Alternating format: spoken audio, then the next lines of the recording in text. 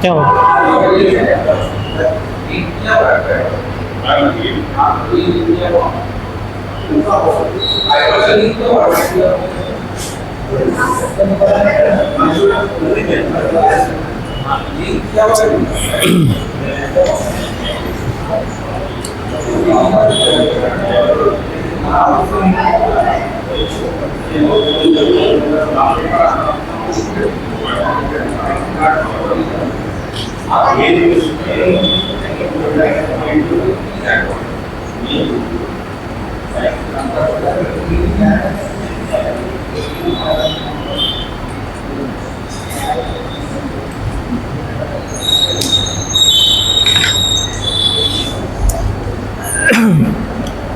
तो नेक्स्ट हम लोग का मगध विजय।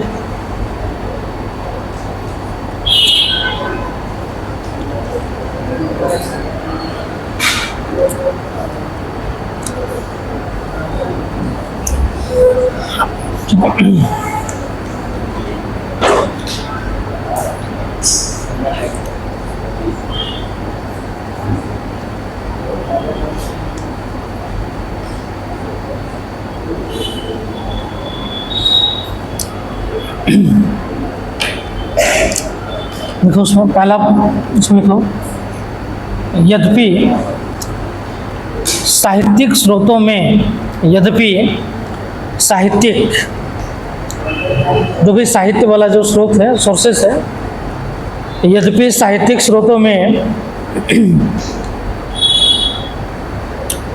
चंद्रगुप्त के साहित्यिक स्रोतों में चंद्रगुप्त के मगध अभियान का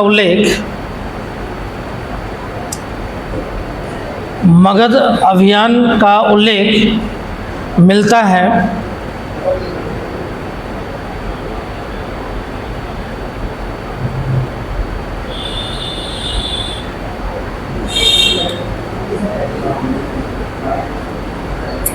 हालांकि इसका विस्तृत विवरण उपलब्ध नहीं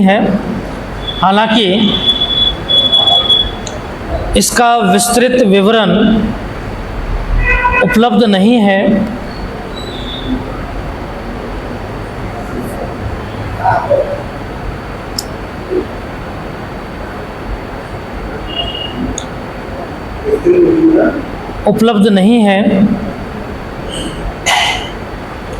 पंजाब से वह मगध की राजधानी उपलब्ध नहीं है। स्टॉप कर देना, लिखना पंजाब से वह मगध की राजधानी, हाँ, पंजाब से वह मगध की राजधानी पाटलिपुत्र पहुंचा।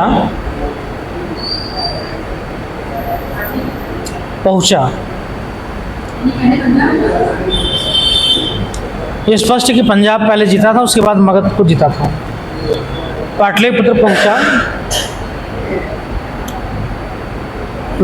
नेक्स्ट पॉइंट लिखो, मगध की जनता नंद शासकों के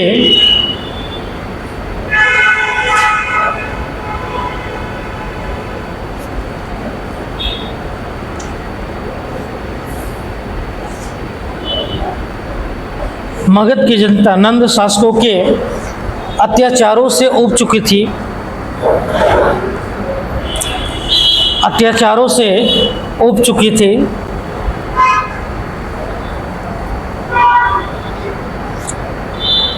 अतः चंद्रगुप्त का स्वागत एक मुक्तिदाता के रूप में किया गया।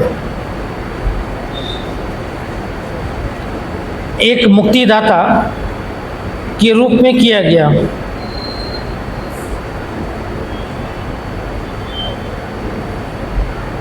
मुक्तिदाता के रूप में किया गया। नेक्स्ट पॉइंट लिखना, मगध की जनता के सहयोग से,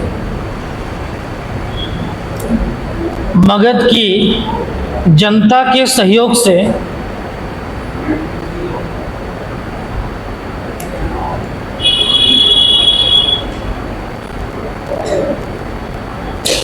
वह अंतिम नंद शासक, मगध की जनता के सहयोग से वह अंतिम नंद शासक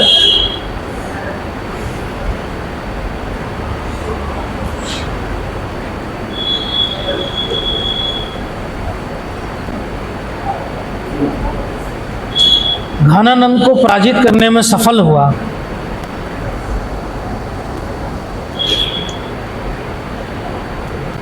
घनानंद को पराजित करने में सफल हुआ। उसी में लिखिएगा, घनानंद या तो युद्ध में मारा गया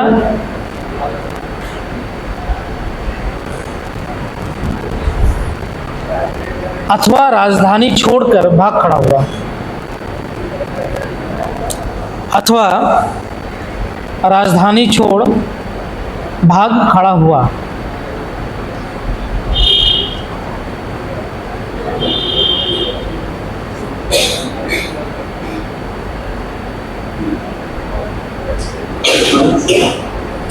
भाग खड़ा हुआ, राजधानी छोड़ भाग खड़ा हुआ।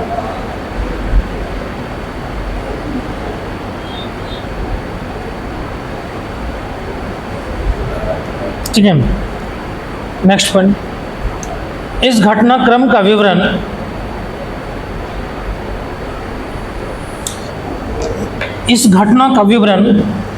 महावंश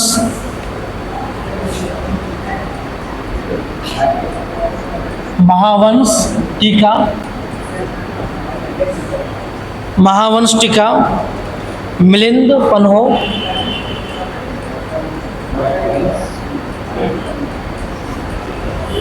पन्हो ठीक है, तथा परिशिष्ट पर्व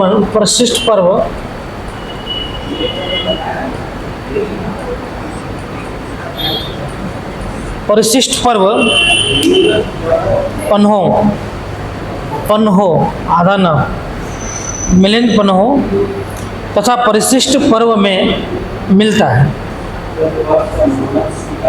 महावंश टीका, जैसे दीपवंश और महावंश है ना, बौद्ध ग्रंथ है ना, दीपवंश महावंश, उसी में महावंश टीका, जो टीका लिखा गया है उसमें इसका वर्णन मिलता है। मिलिंद पन्हो में मिलता है तथा जो है परिशिष्ट पर्व में जो है मिलता है।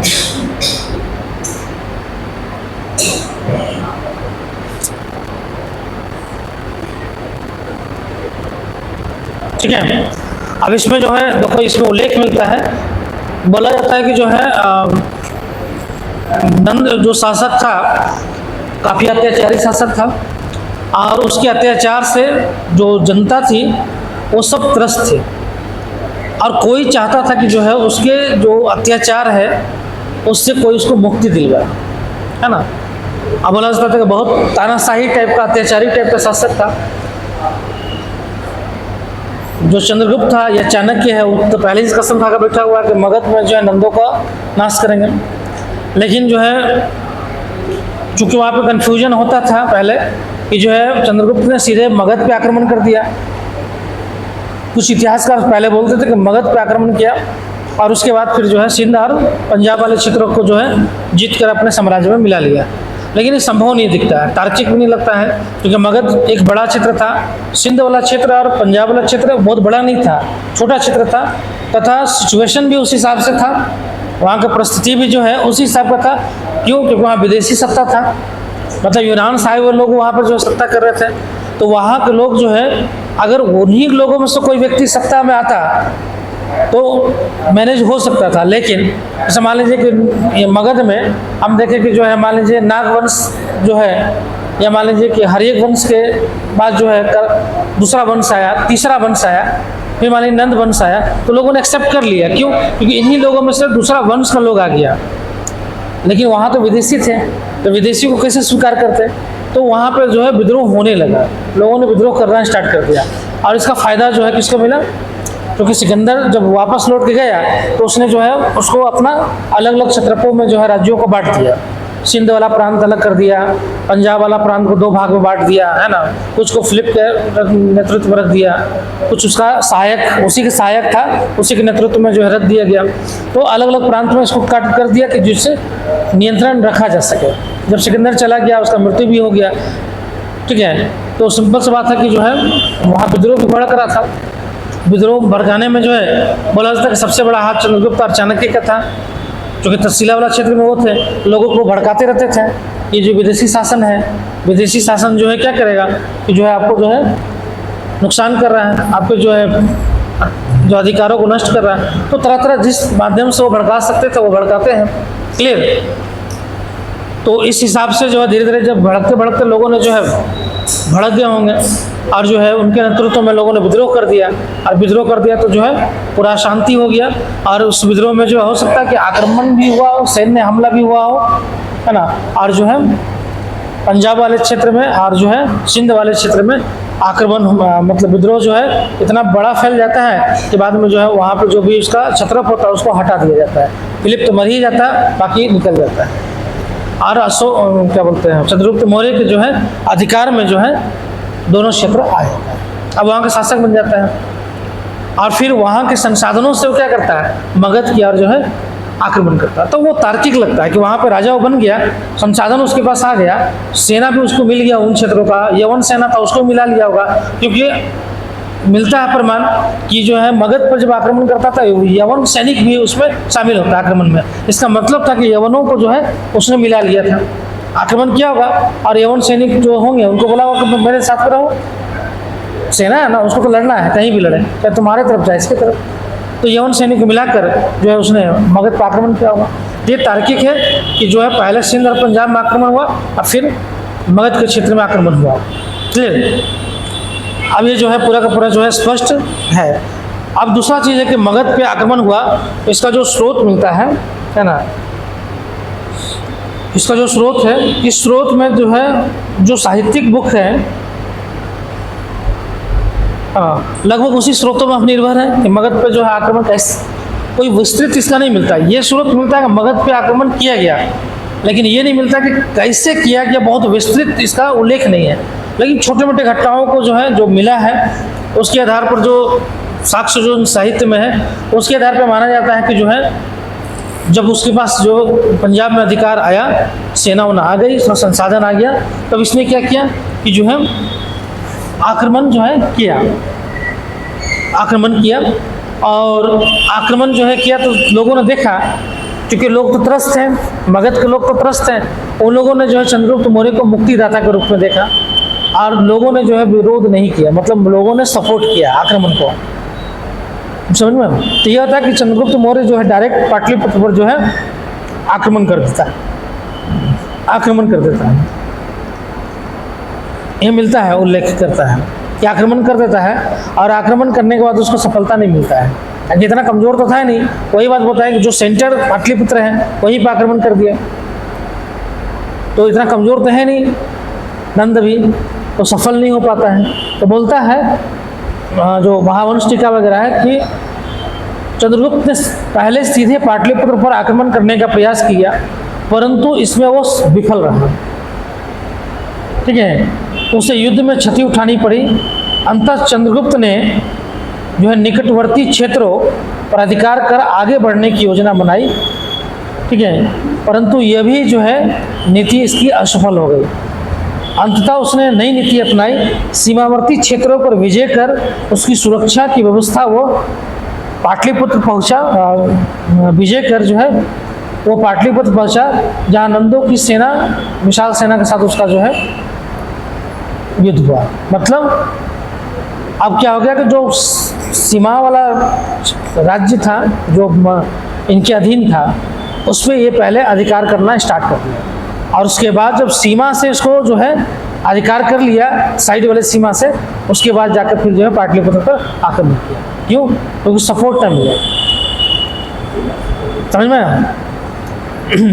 तो ये वही स्थिति है कि डायरेक्ट अगर आप मान लीजिए, डायरेक्ट अगर आप जाइएगा किसी अधिकारी से मिलने के लिए, अगर मान लीजिए डीसी से मिलना है, डायरेक्ट अगर पहुँच के डीसी के दरवाजे पर मिलने देगा कोई? भगा देगा, तुरंत भागो, उठा कर फेंक देगा। कहाँ आए हो?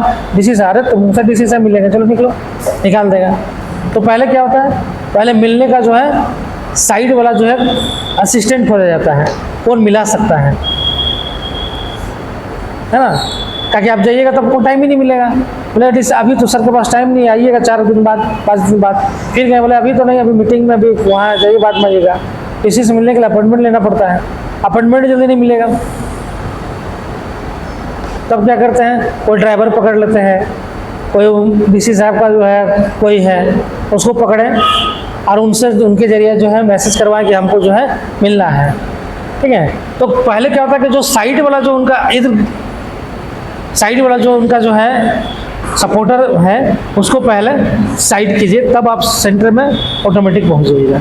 तो यही चीज़ है, इसी पे कहानी बनता है। इसी पे कहानी भी है कि जो है चंद्रगुप्त मौर्य जो डायरेक्ट जब आक्रमण करता है और हार जाता है, तो उसी तरीके एक औरत अपने बच्चों को खिलाती है, रोटी तवा पकाती है और दे देती है उसको, और बच्चा जो है रोटी जो है होता है ना, कोई चीज़ आगे से तोड़ के खाने का आदत होता है ना, आगे से तोड़ के खाता, जल जाता है हाथ, तो जल जाता, रोने लगता है, बोलता है तुम भी जो है चंद्रगुप्त मौर्य के जैसा गलती कर रहे हो, है ना, कि जो है तुम भी जो है बीच से खा रहे हो, जहाँ पे सबसे ज़्यादा जो है रोटी के सबसे ज़्यादा जो है भाप वाला क्षेत्र क्या होता है, बीच का पार्ट फुला हुआ रहेगा, बीच का पार्ट, तो वहाँ पर तोड़िएगा तो सारा भाप आपके हाथ को जला देगा। लेकिन साइड को तोड़ेंगे ना तो वहाँ पर भाप कम रहता है, ऊपर की ओर है ना तो कम रहेगा, तो वहाँ से धीरे धीरे रिलीज होगा। समझ में? तो वही बोलता कि पहले साइड वाला क्षेत्र को पहले क्या करना होता, खा लेना होता, तब बीच वाले क्षेत्र को खाया जाता। क्यों? क्योंकि तो वो कमज़ोर हो जाता है। तो शायद इसलिए समझ में आया होगा चंद्रगुप्त मौर्य को, और फिर वो निकटवर्ती जो क्षेत्रों को जितना स्टार्ट करता है उसको जीत लेता है, और फिर बाद में मगध पर जो है पाटलिपुत्र पे आक्रमण कर देता है, और फिर बाद में जो है उसको भी जीत लेता है और मौर्य साम्राज्य का स्थापना करता है। कहाँ पे? मगध। क्लियर? यही मगध विजय का। नेक्स्ट लिखो, कहाँ तक लास्ट लिखे थे? अच्छा, मिलिंद पन्ह और परिशिष्ट पर्व मिलता है, ठीक है।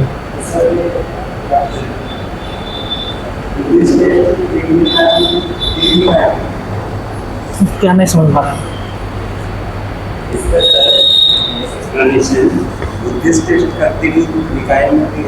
हाँ, दीर्घ निकाय, मतलब उसका मौर्य साम्राज्य के बारे में दिया हुआ है। हाँ, सब अपना छोटा छोटा दिया हुआ है, मोटा मोटी हम बता दिए हैं कि जो है जो बौद्ध ग्रंथ है, जो ब्राह्मण ग्रंथ है, जैन ग्रंथ है, वो सब जितना है ना, जैसे दीर्घ निकाय वगैरह है ना, तो ये सब आपका जो है मौर्य साम्राज्य के बारे में कुछ ना कुछ उल्लेख किया है। जो स्पेशली मगध पे जो आक्रमण का जानकारी मिलता है वो इन ग्रंथों में स्पेशली दिया हुआ है मगध में। उसके बाद चंद्रगुप्त का तो और भी है ना, प्रशासन के बारे में कोई बताएगा, कोई जो है उसका यूनानियों के साथ युद्ध हुआ उसके बारे में बताएगा, सब अलग अलग बताएगा। तो सारा बुक अलग अलग सेक्टर में है, लेकिन सब में मिलता है। मेन तो वही ग्रंथ ही है, या तो बौद्ध होगा, या जैन होगा, या ब्राह्मण ग्रंथ होगा, या फिर जो है धर्मेतर से अलग होगा तो वो ग्रंथ होगा। क्लियर? तुम भी कुछ पूछ रहे थे जी? कोई नहीं, हाथ उठाए थे।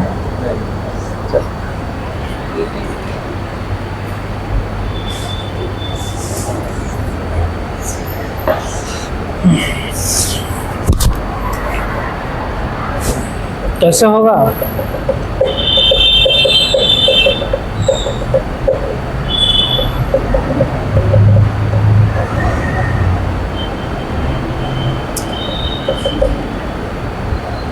क्लास फास्ट करने का जो है ऑर्डर मिला है, क्लास को फास्ट कीजिए, फास्ट कीजिए, फास्ट कीजिए।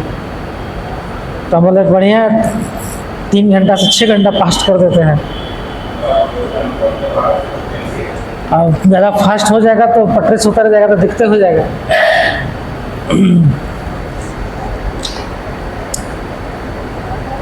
हम बोले आज वही हुआ कि फास्ट का, बोले कि जितना क्लास दिए उतना दिएगा ना भाई। चलो 80 क्लास हिस्ट्री का तो 80 क्लास में हम निपटाएंगे, उसमें क्या फास्ट करना है? तो सबसे कम दिए हैं आप 20-20 क्लास 4 को पार्ट में कर दिए हैं। तो 20 क्लास में कहाँ से होगा? ना तो मतलब जाता गवाए भातों का खाने वाला स्थिति हो जाएगा। हिस्ट्री पढ़ लिया कुछ सीखे भी नहीं, तो उसमें तो पॉसिबल नहीं है। अब एक क्लास 1.5 घंटा का होता है।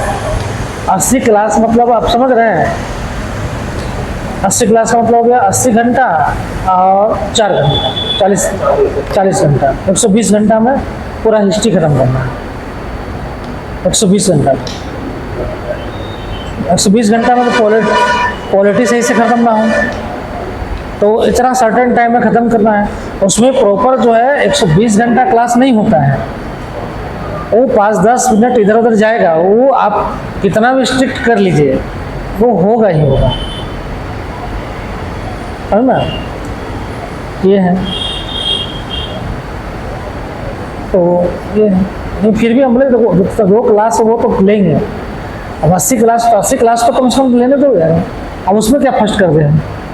और मेरा ना ड्यूटी है कि 80 क्लास में उनको ख़त्म करना है, हिस्ट्री हम ख़त्म करेंगे। अभी तो लगभग हमको लगता है कि 15 दिन क्लास हो गया, तो 30 क्लास मान लो, चलो 30 हो गया। 50 क्लास का है। झारखंड में कम लगेगा तुम लोगों को, झारखंड में ज़्यादा लगेगा। 3-4-5 चैप्टर है झारखंड, मुश्किल से हमको लगता है 10-15 क्लास में ख़त्म हो जाएगा। और झारखंड तो हम ही को पढ़ाना है ना, तो झारखंड में ज़्यादा समय तुम लोग नहीं लगेगा, ताकि उसमें 4-5 टॉपिक ही है। ज़्यादा सिलेबस में 5 ही टॉपिक है। जैसे इसमें बहुत टॉपिक है ना, उसमें 5 ही टॉपिक है। तो 5 टॉपिक मान के चलो, अगर 2-2-3 भी रखते हैं तो 10 दिन में क्लास खत्म हो जाएगा, है ना? तो 10 क्लास 15 क्लास में कंप्लीट हो जाएगा। जो है एंशिएंट और मिडिवल में भी लगेगा इसमें। तो उसके बाद पॉवेट का ज्योग्राफी का क्लास। अब देखो कोई टीचर आएगा तब लेंगे। अभी ज्योग्राफी का कोई टीचर अभी है नहीं अवेलेबल। ये तुम डिसाइड करोगे ज्योग्राफी पढ़ेगा? डिसाइड वहाँ ऊपर से होता है, ऊपर हो चुका है डिसाइड, ज्योग्राफी हो चुका है। तुम जैसे साइंस की बात कर रहे हो ना, साइंस का पहले ज्योग्राफी चल चुका है। साइंस जैसे चल चुका है, साइंस का क्लास नहीं होगा तुम लोग का, ज्योग्राफी का भी क्लास नहीं होगा, ज्योग्राफी हो चुका है। हाँ, जो बचा है उसी में तुम शामिल हो। तुम्हारे लिए स्पेशल कोई क्लास नहीं आ रहा है। सर आए हैं तो क्लास तो वो दे देते हैं। पॉलिटिकल साइंस पॉलिटी हो गया। अब तुम लोग का क्लास जो मोटा मोटी है वो हिस्ट्री, पॉवेट और जो है इकोनॉमिक्स और झारखंड। उसके बाद ये ख़त्म बैच। इतना ही का ये अलॉटमेंट ही है। उसके बाद अगले साल अलॉटमेंट होगा कि अगले साल का होगा कि नहीं होगा नहीं मालूम। ये बस इतना का अलॉटमेंट है, इतना क्लास चलेगा, उसके बाद नहीं चलेगा। अब मतलब दूसरे के लिए जो भी हो, दूसरे के लिए है। ताकि देखो जो फंड जो आता है उस फंड का अलॉटमेंट हो चुका है, और उस फंड में वो जा चुका है कि जो है कौन कौन क्लास कितना जाएगा, तो उसी हिसाब से क्लास मिलता है। तो ज्योग्राफी दोबारा थोड़े चलेगा तुमको।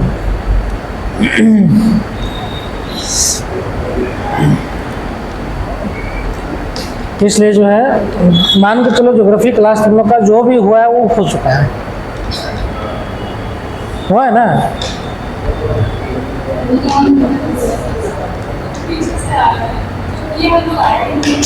तो उससे मतलब नहीं ना है, उससे मतलब नहीं है। आप वो आपका कभी नहीं कंप्लीट होगा। जो शुरू से अंत तक रहेगा उसी का ना कंप्लीट होगा। मान लीजिए 2 महीने के बाद है। अब इन लोग मान लीजिए कि पॉलिटी में घुसे हैं, पॉलिटी में घुसा है, तो वहीं से इसका स्टार्टिंग है। उसके पहले जो हो गया वो खत्म कहानी।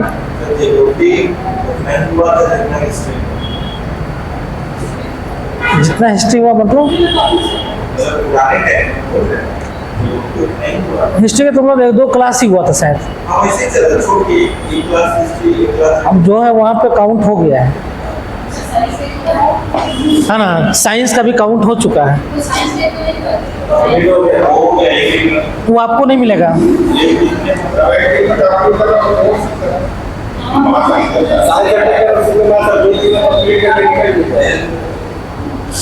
तो क्या करे, देखो टीचर का क्या करोगे, उसको जो समय अलॉटमेंट होता है, जो समय अलॉटमेंट होता है उसी हिसाब से काम करेगा ना। लड़ना पड़ता है समय के लिए, जान रहे हो, वो लड़ना पड़ता है। हिस्ट्री में 50 क्लास मिल रहा था, लड़ने के बाद 80 क्लास हुआ है, समझ में, लड़ना पड़ता। क्या करोगे, नहीं मिलता अलॉटमेंट। अब अच्छा करेगा कभी क्या, उसके पास बजट ही नहीं है। अलॉटमेंट दे भी देगा तो पैसा कहाँ से लाएगा, बजट नहीं है ना, मेन बात है बजट नहीं, बहुत सर्टन बजट है जो निकला है इसके लिए। अब उसी में से उसको सब कुछ करना है तो नहीं कर सकता है। अच्छा थोड़ा सा ये भी हो कि स्टूडेंट भी अगर मान लें कि भर के आए, लड़का का भी इंथुजियम नज़र आए, तो उसको भी दिखाने के होगा कि नहीं बहुत अच्छा इसका रिस्पॉन्स मिल रहा है, बच्चा लोग बहुत अच्छा ले रहा है, तो वो थोड़ा सा वहाँ पे ऊपर में जाकर जहाँ पे बजट बनता है वहाँ पे जाकर थोड़ा सा लड़ भी ले। नहीं, बच्चा लोग का रिस्पॉन्स अच्छा नहीं है ना, बच्चा लोग मनमोजी होता है ना, तो बच्चा लोग मनमोजी है, मतलब आ रहे हैं जा रहे हैं, आ रहे हैं जा रहे हैं, कर रहे हैं कर नहीं कर रहे हैं, तो रिपोर्ट भी तो उतना अच्छा नहीं है। कुछ रिजल्ट आएगा तो दिखाने के लिए होगा कि नहीं देखिए हम चलाए प्रोग्राम, 4 लोग निकला, 4 ST बच्चा 4 SC बच्चा जो है सेलेक्टेड हो गया, तब ना वहाँ पर लगेगा हाँ देखो अच्छा है प्रोग्राम, अच्छा है, बच्चा सेलेक्ट हो रहा है, तभी तो तब वो थोड़ा मोटिवेट होगा ना। मोटिवेशन कहाँ से आएगा, यहाँ तो मालूम चलता है कि 10 बच्चा से ऊपर भागता ही नहीं है, यहाँ पे 10 बच्चा से ऊपर भागता ही नहीं है। हम लोग फ्रस्ट्रेट हो जाते हैं, सच बता रहे हैं। अब मान ली क्लास ले लिए हैं तो लेना पड़ रहा है, लेकिन हम लोग फ्रस्ट्रेट हो जाते हैं। हमको नहीं मालूम था कि मतलब यहाँ पे 10 या 20 बच्चा को पढ़ाना पड़ेगा, सच्चाई बता रहे हैं। मोटिवेशन नहीं आता है, लेकिन क्लास लिए तो पढ़ाना पड़ रहा है क्योंकि अब वर्क ऑर्डर उठा चुके हैं। ये तो जहाँ पे हम लोग 150-200 बच्चा पढ़ाते थे, मतलब बच्चा ना बैठने की जगह नहीं मिलता था, पोडियम होता था ना, पोडियम का बगल में बैठता था, मतलब 150 बच्चा जो है एक क्लास में घुसता था, तो उसमें एंथुजियम मिलता ना, बच्चा रिस्पॉन्स अच्छा कर रहा है तो मज़ा भी आता था पढ़ाने में। अब मालूम चला कि जैसे यहाँ पे आने का फील क्या होता, लगता है जैसे मतलब शुरुआती स्टेज में नहीं टीचर होता है 10 बच्चा को लेकर पढ़ाने वाला, मतलब शुरुआत में कहीं पे जुड़े हैं 10 बच्चा को पढ़ा रहे हैं, उस टाइप का फील आने लगता है, जो एंथुजियम मिलता नहीं है।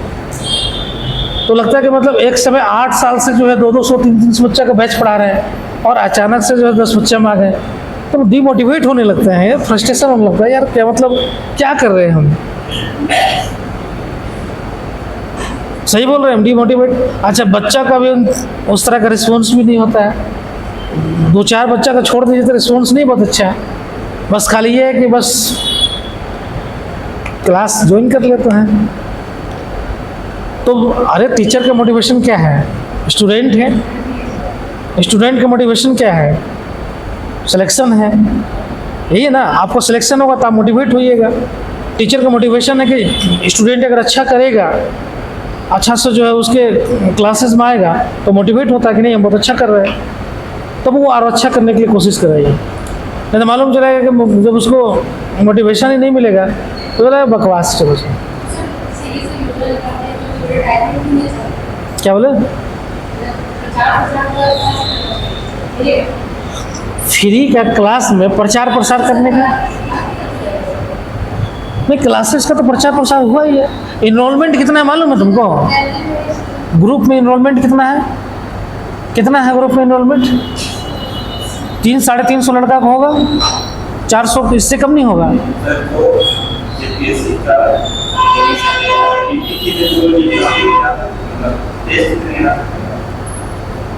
सर यहाँ पे दिया गया था सर, जो लोग सर पीटी क्वालिफाई किया है ना सर, केवल वही लोग उस टाइप का सर। नहीं नहीं नहीं नहीं नहीं नहीं, वो प्रोग्राम चला था, वो प्रोग्राम हम लिए हैं, हम वही प्रोग्राम से जुड़े हुए थे।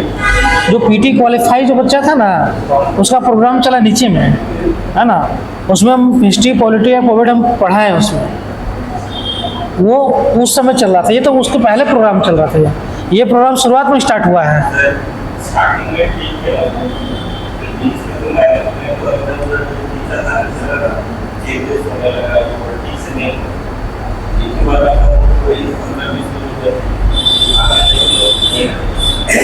जो भी रीजन रहा हो, अब प्रॉपर नहीं चला है। और ये भी है कि अभी स्टार्टिंग हुआ तो अभी प्रॉपर कहाँ से चलेगा। कम से कम इसको 2 बैच तो जाना पड़ेगा, तभी रिजल्ट भी आएगा। 2 बैच जब तक नहीं जाएगा रिजल्ट कहाँ से आएगा। फर्स्ट बैच में लड़का इतना विद्वान थोड़े बन जाएगा कि तुरंत निकाल लेगा। वो लड़का, अभी मान लो तुम लोग बैठ जाओगे, अब तुम लोग 1-2 साल बैठो, सेल्फ स्टडी करके फाइनल करोगे, तब तुम रिजल्ट तुम्हारा शो होगा। ऐसा थोड़ा कि अभी पढ़ाएंगे तुरंत निकाल के बैठ जाओगे।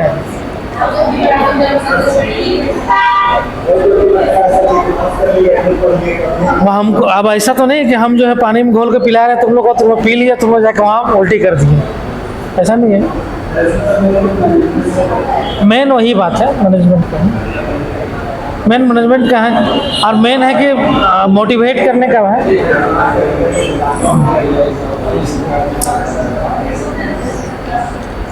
चलो इसको कंप्लीट कर लेते हैं। चलो अब यह हो सकता है कि मेरा क्लास जो है 2 बजे 2:30 बजे से होगा, ठीक है। सर का क्लास पहले होगा,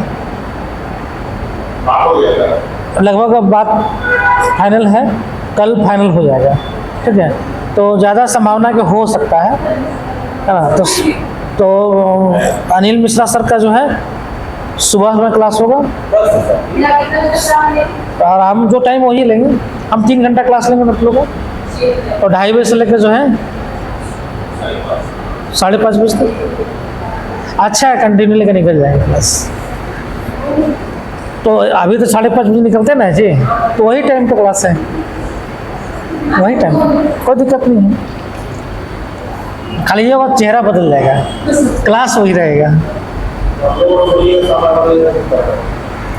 8:30 बजे हमको बोला तो हम 12 घंटा क्लास ले लेंगे। हम तो चाहेंगे कि क्लास लेके ख़त्म करते हैं जल्दी से। हमको मेन बात वही है, एक साथ सब सब्जेक्ट चल रहा है ना, इसलिए दिक्कत है। चलो नेक्स्ट, कहाँ तक लिखे थे लास्ट? हाँ ठीक है, नेक्स्ट पॉइंट लिखो। इन साहित्यों के नहीं, नेक्स्ट पॉइंट, इन साहित्यों के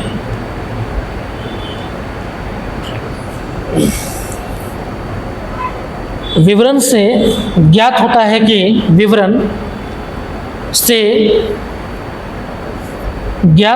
कि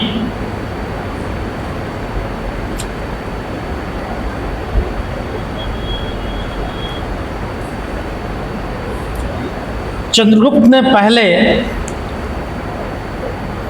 पाटलिपुत्र पर आक्रमण करने का प्रयास किया।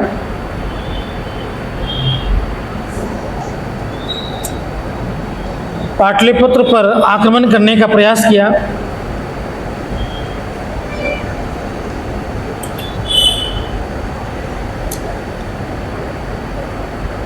परंतु उसमें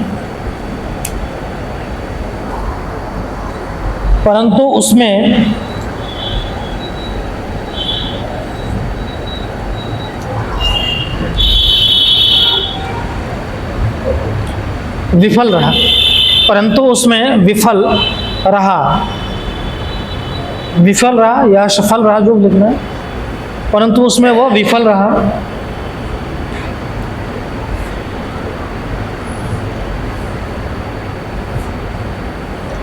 और उसे युद्ध में क्षति भी उठानी पड़ी, मतलब लॉस, और उसे युद्ध में क्षति भी उठानी पड़ी।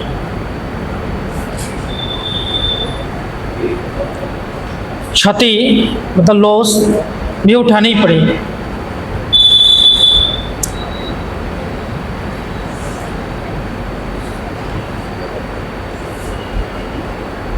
नेक्स्ट पॉइंट लिखिए।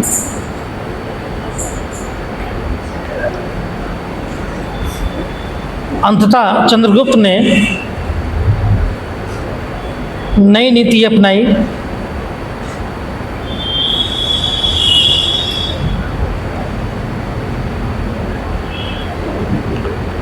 अंततः चंद्रगुप्त ने नई नीति अपनाई। पहले उसने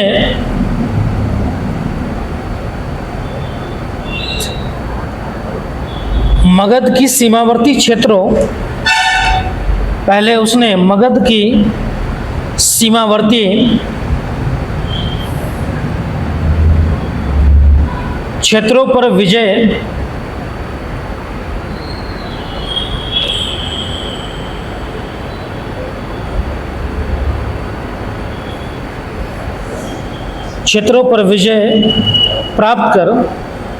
विजय प्राप्त कर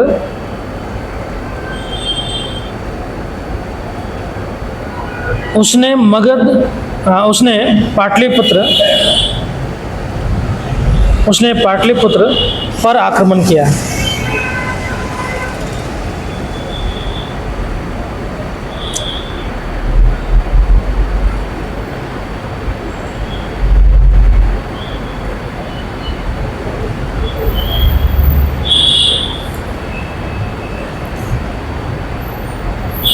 नेक्स्ट पॉइंट लिखो।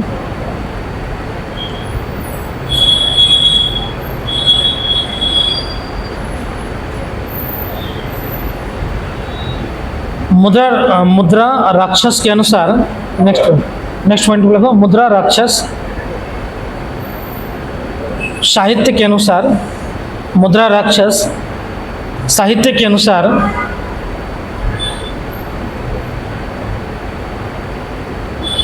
घनानंद और चंद्रगुप्त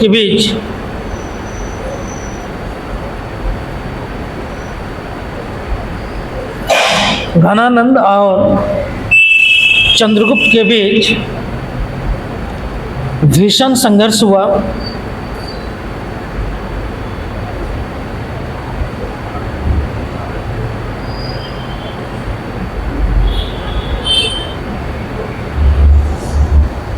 जिसमें घनानंद पराजित हुआ।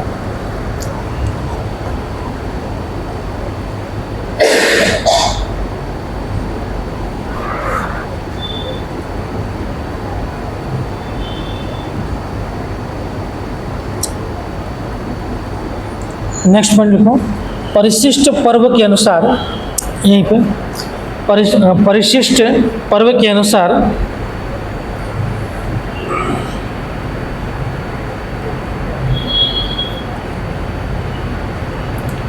नंद राजा को अपने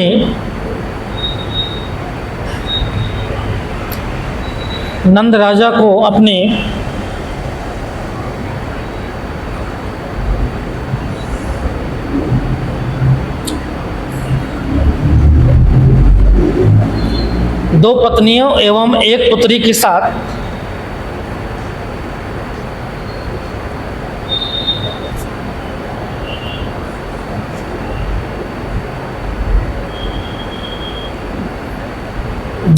और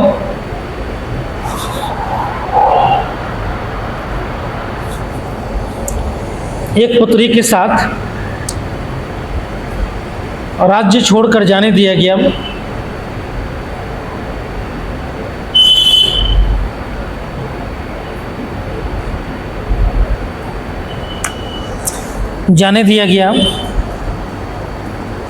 लेकिन बौद्ध ग्रंथों के अनुसार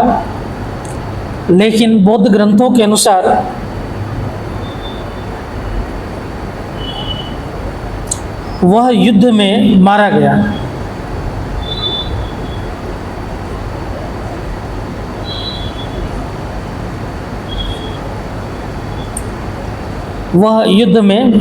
गया।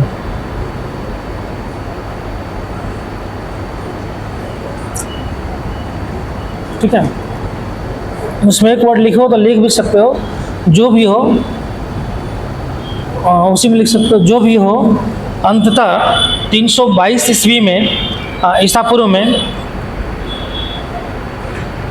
जो भी हो अंततः 322 ईसा पूर्व में, उसी में लिखो जोड़ के, 322 ईसा पूर्व में चंद्रगुप्त मौर्य मगध का सम्राट बना। चंद्रगुप्त मौर्य मगध का सम्राट बना।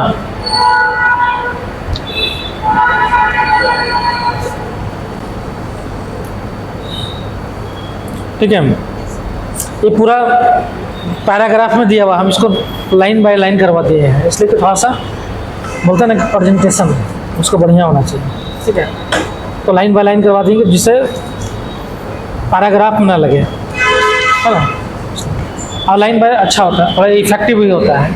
कोशिश करना चाहिए कि अगर बहुत पैराग्राफ में है तो थोड़ा लेंदी लगता है पैराग्राफ, तुम खुद पढ़ोगे तुमको लेंदी लगेगा, लेकिन लाइन बाय पॉइंट है ना, तो थोड़ा अच्छा भी लगता है देखने को। अच्छा 5 पॉइंट ही याद करना है ना, 6 पॉइंट याद करना है तो याद करना है। ठीक है, तो ये है कि जो है इसका जो साहित्य मिलता है तो वो कोई स्पष्ट उल्लेख नहीं है, दूसरे तरीके से विजय हुआ होगा, लेकिन जो उदाहरण मिलता है, एग्जाम्पल मिलता है, उसमें यही मिलता है कि चंद्रगुप्त मौर्य पहले पंजाब और सिंध का विजय करता है, उसके बाद जो है पाटलिपुत्र पर आक्रमण करता है लेकिन फेल हो जाता है। उसके बाद फिर जो है ये दूसरी योजना बनाता है और जो साइड वाला जो होता है मगध का, जो साइड सीमांत जो राज्य होता है उसको जीतता है और फिर जो है उसको सुरक्षा सुनिश्चित कर मगध पे आक्रमण करता है, पाटलिपुत्र पे। वो स्टार्टिंग में पाटलिपुत्र तक पहुंचा नहीं सकता ज़्यादा, वो तो पाटलिपुत्र तो बीच में होगा, पटना वाला क्षेत्र। हाँ, तो पंजाब के से तो उसको क्या कैसे अंदर आ गया, तो पहली बार पाटलिपुत्र हो सकता है कि इधर वाला क्षेत्र से, उड़ीसा वाला क्षेत्र से आक्रमण कर दिया हो। मान लीजिए पंजाब से अगर जो है, मान लीजिए कि सिंध वाले क्षेत्र में उसका है, सिंध जो है गुजरात के ऊपर वाला पार्ट है, अब उधर से घुस के उड़ीसा वाला क्षेत्र से आक्रमण किया हो पाटलिपुत्र, तो उड़ीसा क्षेत्र से तो सिंपल घुस सकता था पटना वाला क्षेत्र में, है ना। तो ये उल्लेख करता है कि पाटलिपुत्र में डायरेक्ट जो है वो उसने आक्रमण किया था, लेकिन वो सफल नहीं हो पाया, समझ में। फिर दोबारा वो सीमावर्ती क्षेत्र को पहले हराना स्टार्ट किया, जो पंजाब वाला क्षेत्र था, है ना, हरियाणा वाला क्षेत्र होगा, दिल्ली वाला क्षेत्र होगा, यूपी एमपी वाला क्षेत्र होगा, वो सीमा वाला क्षेत्रों को जीतते और जो है जीत कर उसको क्या किया, अपने क्षेत्र में मिलाना स्टार्ट किया और फिर जाकर पाटलिपुत्र पर आक्रमण किया।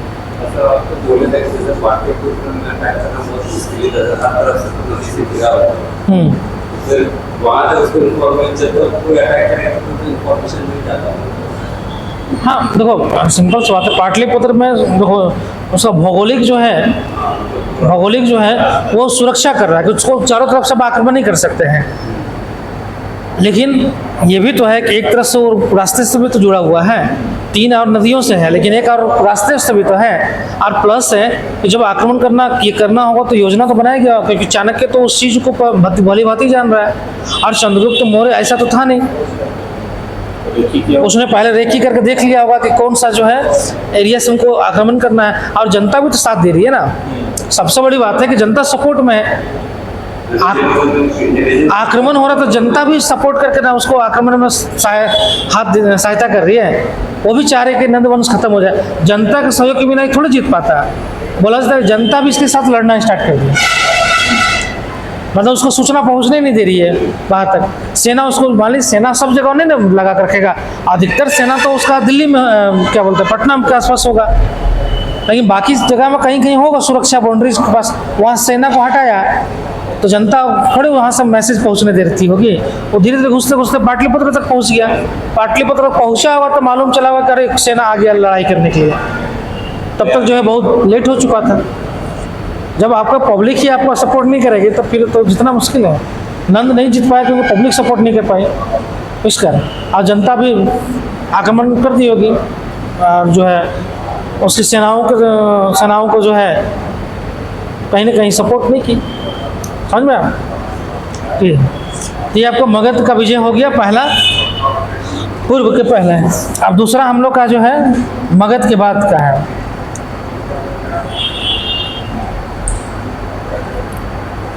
ठीक है, अब हेडिंग लिखिए जम्बू द्वीप की विजय।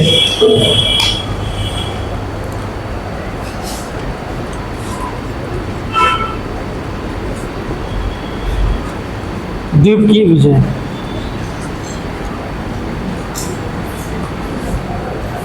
है ना। अब जैसे तुम लोग सिस्टम के साथ बताते रहे ना, और कहीं बुक में मिलेगा नहीं तुम लोग को ये सिस्टम के साथ, तो भाई जो ऐसा वो एक लाइन में बोल के निकल जाता है। तो वो पूरा एकदम सिस्टम के साथ बता रहा है कि याद भी रहे। पंजाब सिंध वाला क्षेत्र है, उसके बाद मगध वाला क्षेत्र है, फिर जम्बू द्वीप का क्षेत्र है, इस तरह का।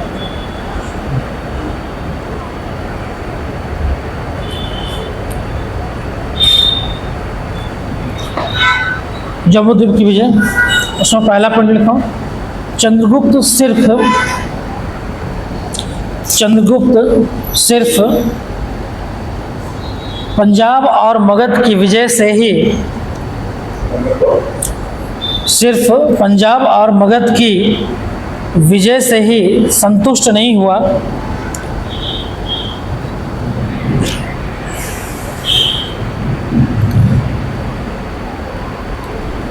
विजय से ही संतुष्ट नहीं हुआ, बल्कि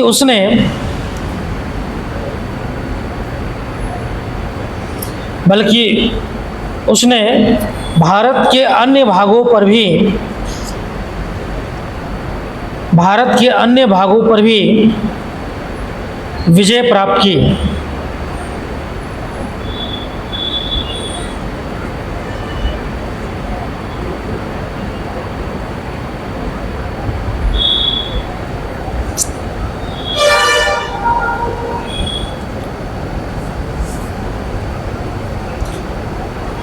नेक्स्ट पॉइंट लिखें, प्लूटार्क के अनुसार, प्लूटार्क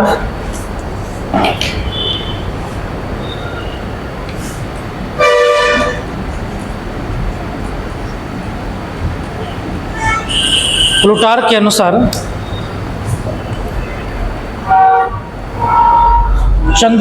प्लूटार्क के अनुसार चंद्रगुप्त ने 6 लाख सेना के साथ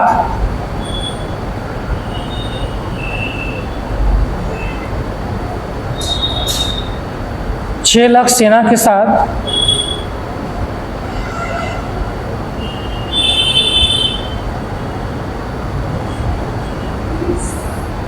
समूचे भारत को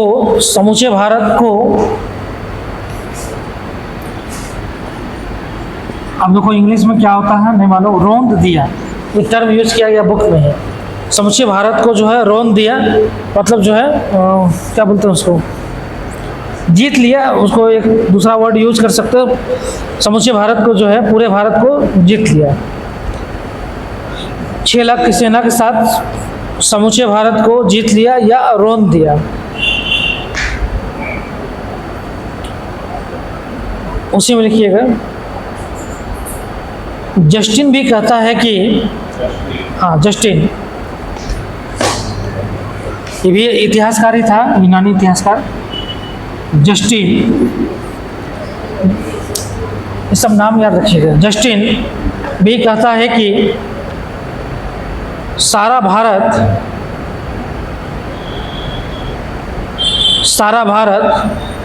चंद्रगुप्त के कब्जे में था।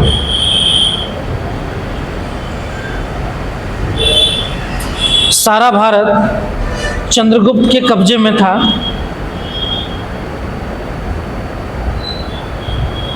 उसी में लिखिएगा, पिलनी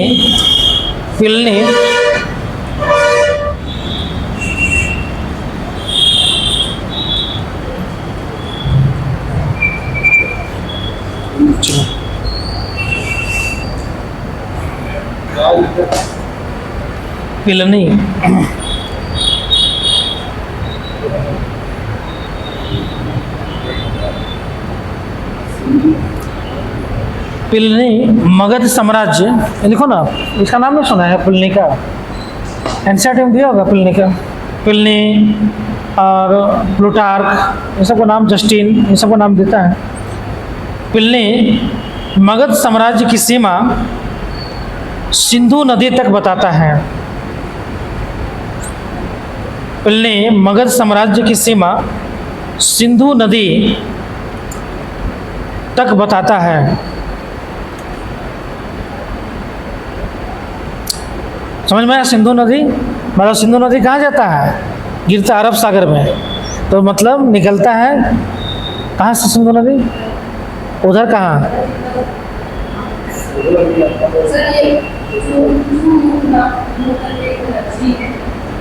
शेषनाग, अनंतनाग। अच्छा, कौन झील से? मानसरोवर झील। मतलब हिमालय वाला पार्ट से। हाँ, हिंदू कुछ नहीं होगा। हिंदू कुछ तो इस साइड में ना है, मतलब कश्मीर वाला जो क्षेत्र है, कश्मीर के ऊपर वाला क्षेत्र है, तो बोला जाता है कि वहाँ से निकलता है और पाकिस्तान होते हुए अरब सागर में गिर जाता है। मतलब अगर हम देखें तो जो है पाकिस्तान वाला क्षेत्र, जो पाकिस्तान का एरिया है, उन क्षेत्रों तक, मतलब सिंधु नदी तक सीमा बताता है। मतलब अरब के जो क्षेत्र है पाकिस्तान का, सिंधु नदी किधर वाला क्षेत्र, ये क्षेत्र में जो है उसका सीमा होगा। उधर का क्षेत्र जो है यूनानियों का होगा, यूनानी का होगा वहाँ पे, क्योंकि सिंधी और पंजाब जीता था ना। पंजाब के आगे भी तो पाकिस्तान है, समझ में है? तो वो क्षेत्र नहीं होगा, है ना। उसके बोला जाता है, उसके में एक और लिखो, बौद्ध ग्रंथ महावंश, बौद्ध ग्रंथ महावंश से भी जानकारी मिलता है कि, उसी में लिखना है, बौद्ध ग्रंथ महावंश से भी जानकारी मिलता है कि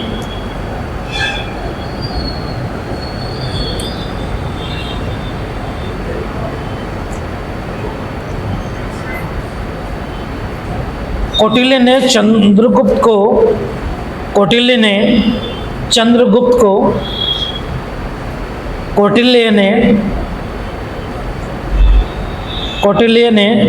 को जम्बू द्वीप का सम्राट बनाया।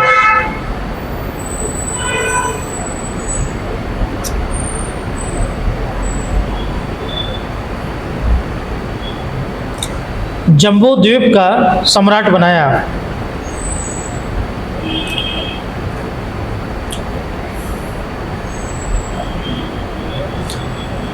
नेक्स्ट पॉइंट लिखो, इन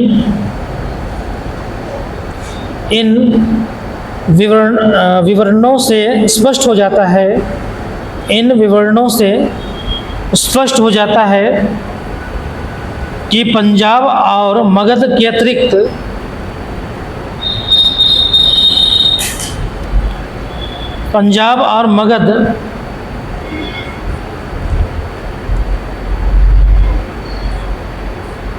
के अतिरिक्त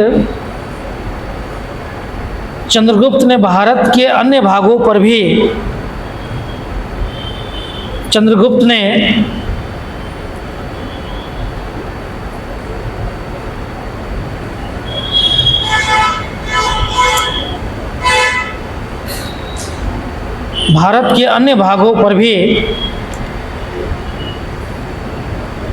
अपना आधिपत्य जमाया है।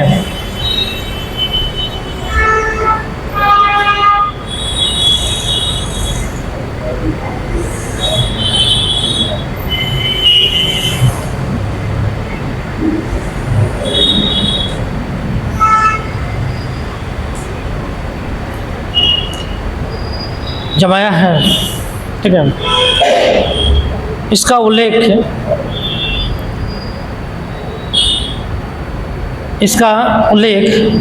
अनेक स्रोतों से अनेक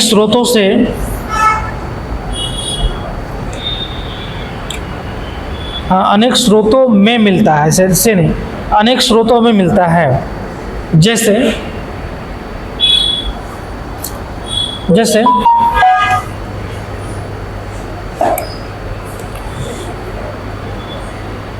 जैसे पश्चिम में सौराष्ट्र, एक मिनट रुक जाओ,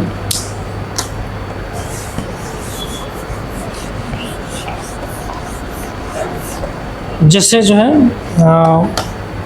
शक शासक, जैसे लिख लो पहला, नहीं छोड़ दो, शक शासक रुद्रदामन, शक शासक रुद्रदामन का जूनागढ़ अभिलेख,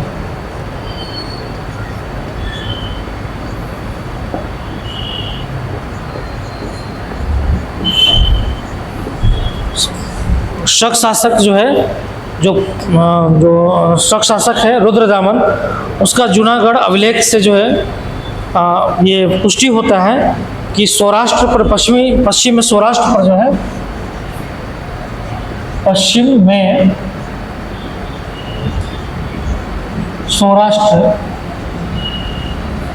सौराष्ट्र पर जो है चंद्रगुप्त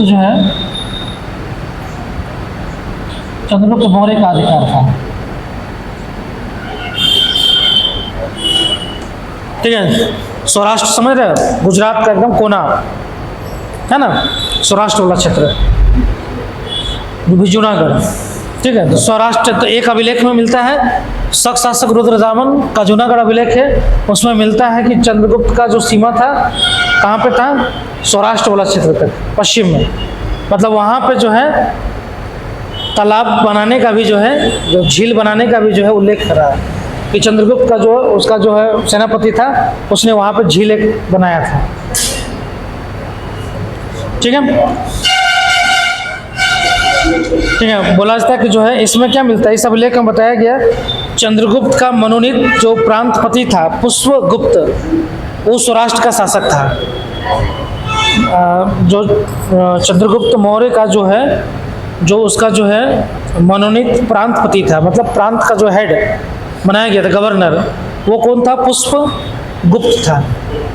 हाँ, मतलब सौराष्ट्र क्षेत्र का जो गवर्नर था वो था पुष्पगुप्त। ठीक है, उसका उल्लेख मिलता है कि वो जो है जूनागढ़ क्या बोलते हैं, वो जो है सौराष्ट्र का शासक था।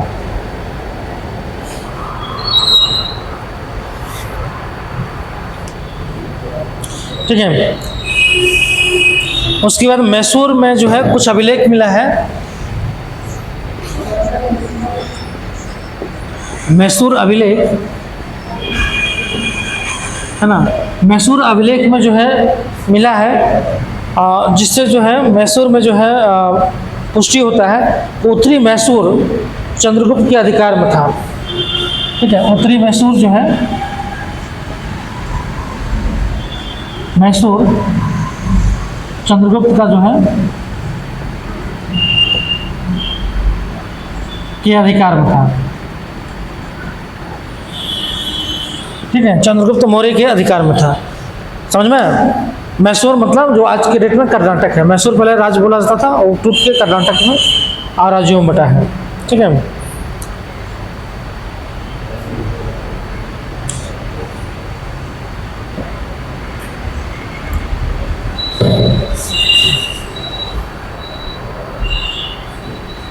ठीक है, उसी तरह विंध्य पर्वत के बड़े क्षेत्र में जो उसका तीसरा अगर लिखे हो तो विंध्य क्षेत्र का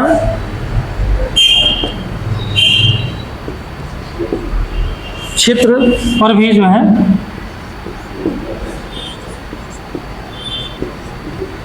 अधिकार की पुष्टि होता है।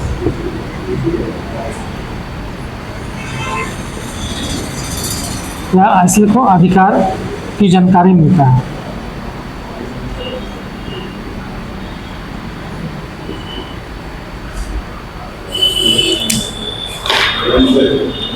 अधिकार की जानकारी मिलता है। विंध्य वाला क्षेत्र, विंध्य सतपुरा जो क्षेत्र है, मेन रीजन विंध्य का क्षेत्र कौन कौन सा है, एमपी वाला जो क्षेत्र है, विंध्याचल, विंध्य वाला यूपी, एमपी, बुंदेलखंड, सब जितना सब है, सब विंध्य रेंज में ही है ना। गुजरात वाले क्षेत्र को सौराष्ट्र ही बोला जाता है। हाँ, सौराष्ट्र। देखो, हमको जरूरी नहीं कि उसमें क्या बोला जाता है, लेकिन जो है उस क्षेत्र में मिला है अभिलेख, तो सौराष्ट्र आज के डेट में सौराष्ट्र ही बोलते हैं उसको। वही अलग राज्य होने का मांग कर रहा सौराष्ट्र, राष्ट्र अलग राज्य में होने का मांग कर रहा है, काठियावाड़ वाला क्षेत्र है।